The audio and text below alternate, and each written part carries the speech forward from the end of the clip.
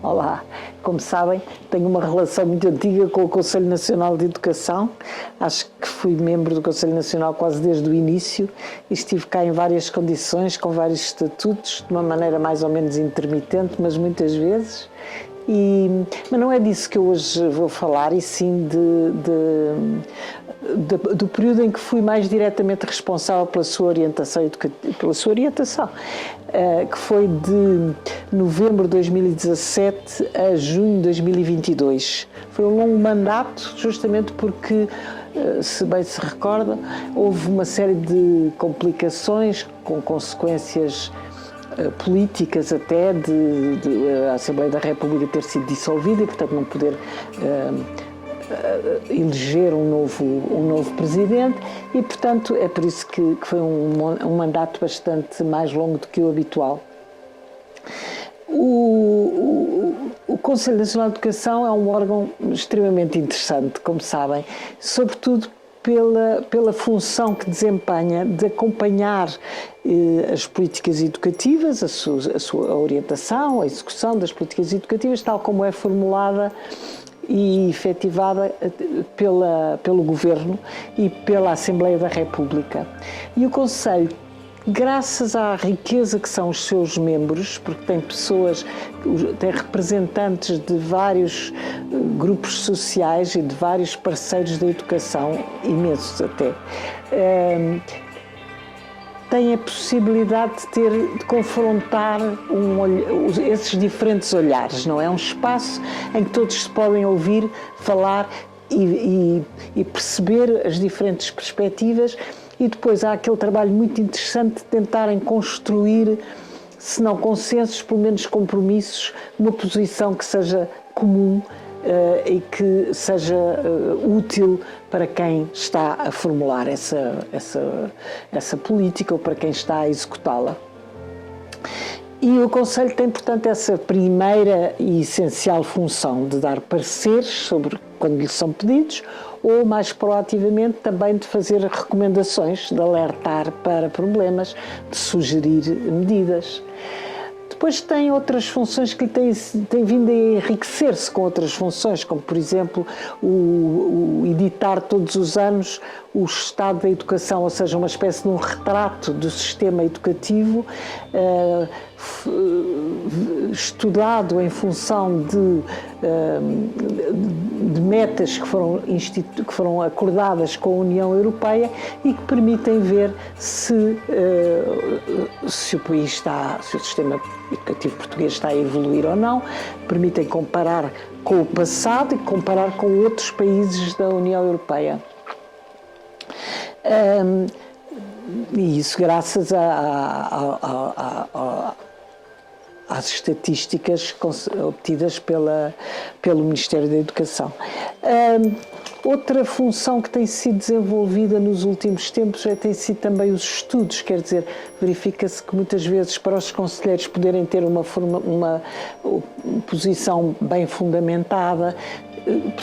precisavam ter mais dados, ter estudos sobre o assunto e, portanto, o CNE tem produzido esses estudos ou tem-nos encomendado.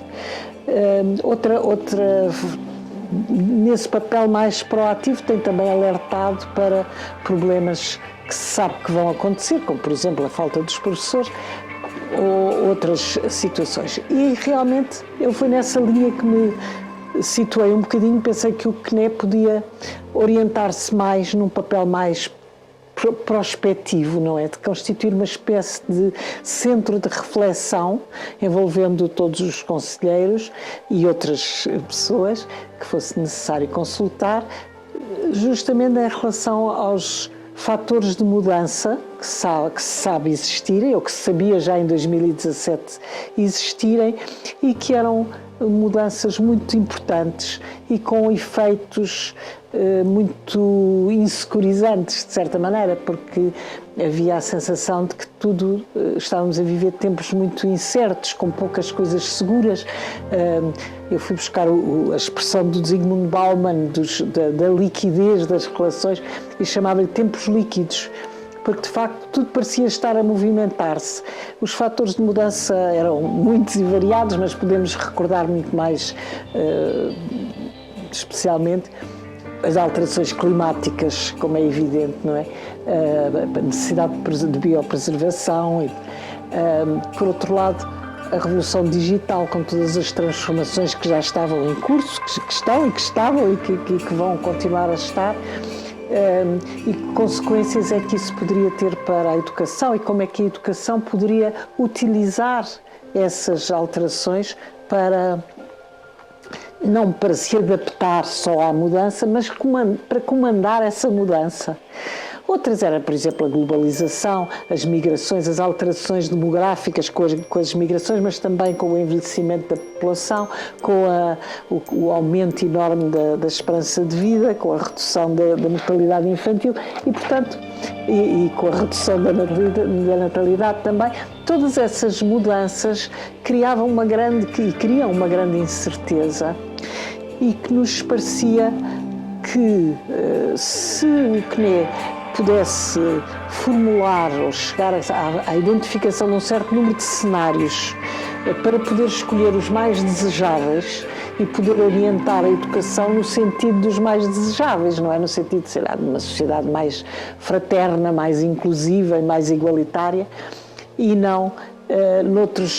sucumbir só às adaptações necessárias que de qualquer maneira teria que fazer. E portanto essa era um bocadinho a intenção que tinha em 2017, no início do meu mandato, e que o CNEF adotou e que fizemos ainda uma grande conferência internacional sobre o assunto e começámos esse tipo de trabalho. Mas estávamos no meio disto e a incerteza mais uma vez nos atacou através da pandemia, não é? E houve a pandemia, como sabemos, e com tudo o que se seguiu, com o confinamento, com o encerramento das escolas, depois com a substituição das aulas por ensino à distância, com inúmeras alterações que foram sendo adotadas, com as consequências negativas que pudemos identificar e que o CNEF fez um estudo, não foi o único, mas fez um estudo em que identificou o agravamento das desigualdades sociais, a falta que a socialização fazia e as consequências para a saúde emocional dos jovens e até dos adultos, não é? E outras que não vou agora aqui estar a enunciar, mas o que me parece importante é que foi possível, apesar de tudo, o CNE manter o desempenho das suas funções, continua a emitir pareceres sobre temas importantes que foram sendo submetidos, e eu recordo-me, por exemplo, em especial de um relativo à distribuição dos poderes entre os municípios, o Estado Central e as próprias escolas, em que houve uma preocupação de que as escolas não perdessem a sua margem de autonomia. Outros foram mais no sentido da escola inclusiva, identificar os problemas que levantava, como é que se podia compensar, e muitos outros pareceres ou recomendações foram feitas. Recomendações, também me lembro de uma recomendação sobre as alterações climáticas, outra sobre o antirracismo. Quer dizer, houve a preocupação de continuar essa produção que é tão rica do CNE e que é tão importante. Continuámos também com a produção dos estados da educação e com os estudos, como digo, fizemos o estudo sobre os professores, fizemos um outro estudo sobre os efeitos da pandemia e como é que estavam a ser sentidos e outros estudos que foram sendo necessários. Mas tivemos um outro papel que me parece que é menos enunciável, digamos, e que foi um papel, de certa maneira, de alerta, mas também tranquilizador. Quer dizer, não quisemos alarmar mais a população, já havia todo um alarme mediático que é provavelmente inevitável e que talvez de vez em quando também seja importante, mas pareceu-nos que não cabia ao CNE participar desse protagonismo mediático e desse alarmar e sim ter um papel mais tranquilizador, sobretudo dos pais, dos alunos. Não há a ideia de que não há uma geração perdida, como foi dito a dada altura, que não há traumas e consequências irreversíveis, e sim que há propostas concretas e medidas concretas que devem ser tomadas para que as consequências mais graves possam ser ultrapassadas e vencidas, não é? E, portanto, eu diria que esse papel do CNE de alertar sem alarmar e de tranquilizar sem aquietar seria mais uma função que o CNE foi capaz de desempenhar durante esta fase complicada.